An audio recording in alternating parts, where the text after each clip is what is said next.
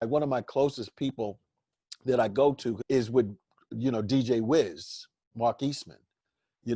His collection at one time of comic books was bananas. And he helps me to remember or to teach me the origin of certain characters that catch my attention. There was a Puerto Rican superhero, it was the White Tiger. Wasn't really a superhero, he was a bad guy, but he became a superhero. So, it was good that Marvel tried to make him, have some sort of redemption arc. The Bitch Planet, like, side stories.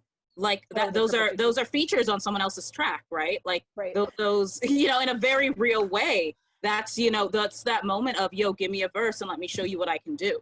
Sometimes I just like to lay a flat surface and hit you with a full-on verbal, playing field. And I know that kind of stops people when they stop and they listen to these lyrics and all of these words, but I'm purposely doing that a lot of times. It's not like I don't know that I'm doing that. It's like I like to do that.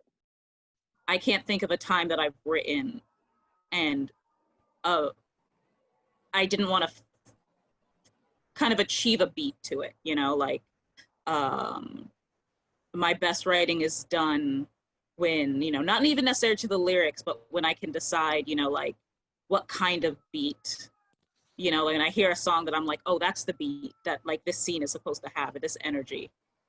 Every little kid wanted to be a rapper. We're all on street corners trying to like bust on each other. But that's what I was doing with my life. And so there are even books now that I look back on that I was reading then as like a teen, where I'm like, oh, I remember the album that I was listening to, or I read it and as I'm reading it, I can hear the song in my head. There's a lot of comics that sound like TLC's Crazy Sexy Cool.